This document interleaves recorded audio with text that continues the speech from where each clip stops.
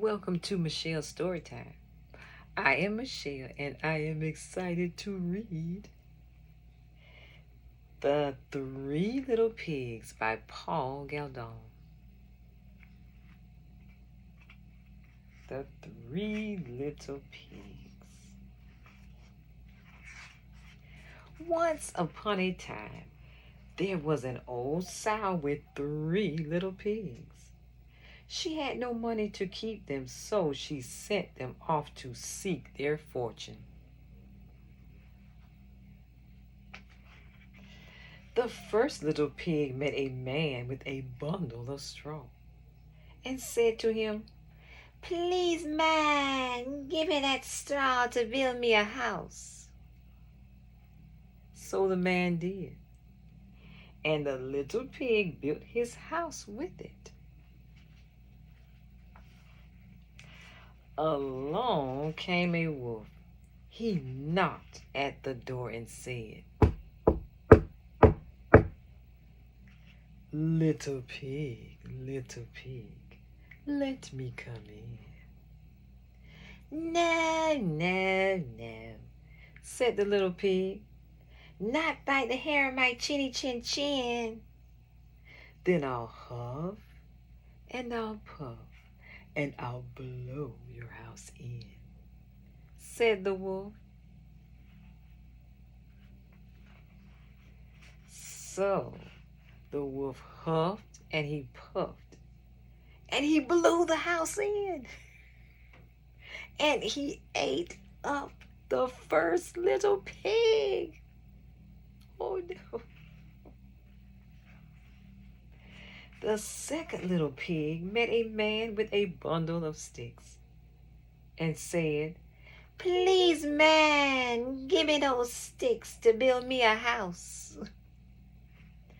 So the man did, and the little pig built his house with them. Then along came the wolf and said, little pig, let me come in." "No, no, no, no. Not by the hair of my chinny chin chin." "Then I'll huff and I'll puff and I'll blow your house in," said the wolf. So he huffed and he puffed and he huffed and he puffed, and at last he blew the house in, and he ate up the second little pig.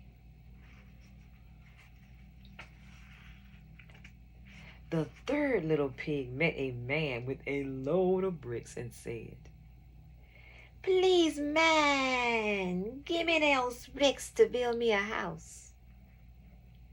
So the man did, and the little pig built his house with them.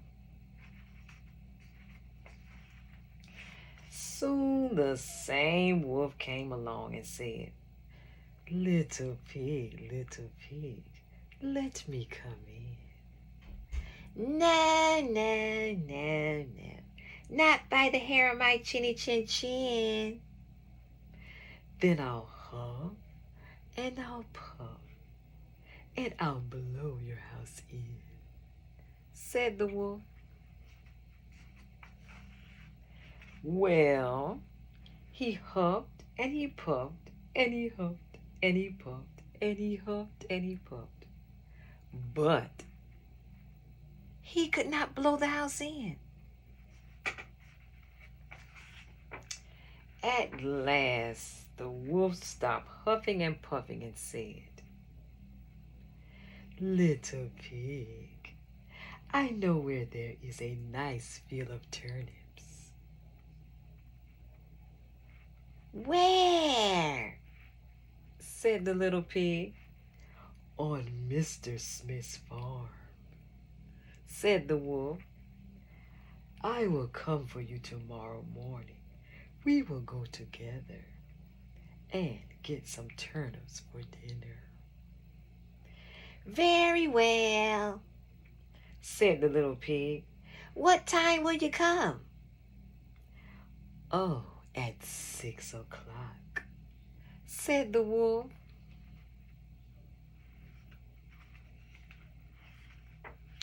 Well, the little pig got up at 5. He went to Mr. Smith's farm and got the turnips before the wolf came to his house. "Little pig, are you ready?" asked the wolf. The little pig said, "Ready. I have been and come back again, and I got a nice pot full of turnips for my dinner."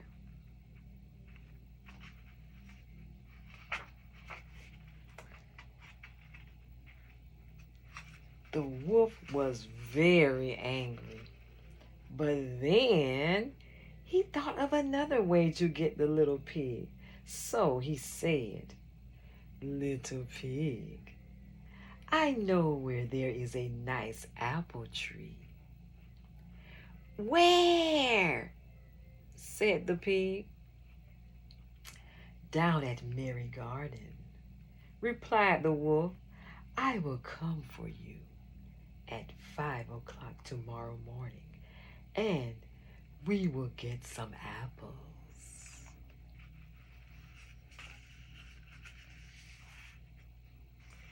Well, the little pig got up the next morning at 4 o'clock and went off for the apples. He wanted to get back home before the wolf came, but it was a long way to Merry Garden, and then he had to climb the tree. Just as he was climbing back down with his basket full of apples, he saw the wolf coming. "Little pig," the wolf said, "you got here before me. Are the apples nice?"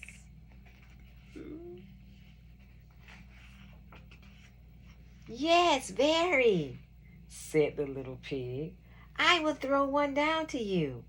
And he threw the apple as far as he could throw. While the wolf ran to pick it up, the little pig jumped down and ran home. The next day the wolf came again and said to the little pig, "Little pig, there is a fair at Shanklin this afternoon. Would you like to go?" "Oh, yes," said the little pig. "When will you come to get me?" "At 3," said the wolf. Well, the little pig went off at 2 o'clock and bought a butter churn at the fair. He was going home with it when he saw the wolf coming. The little pig jumped into the butter churn to hide. The churn fell over and rolled down the hill with the little pig in it. This frightened the wolf so much that he turned around and ran home.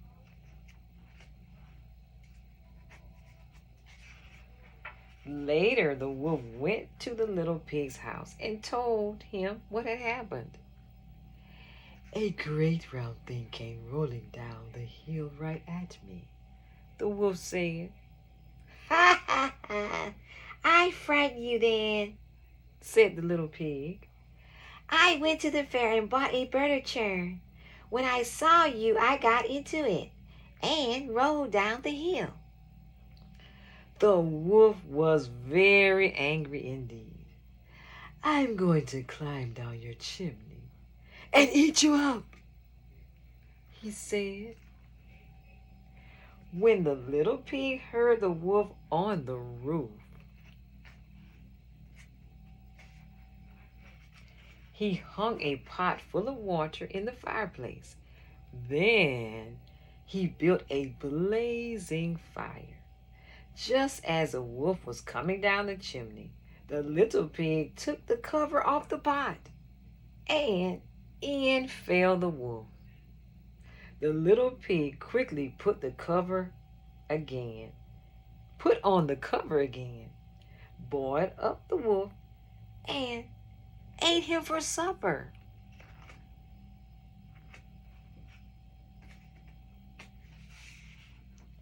And the little pig lived happily ever afterward.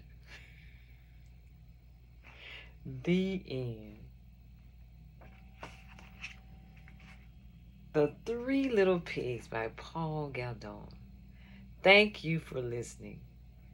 And remember to come back to hear more funny stories and also exciting stories.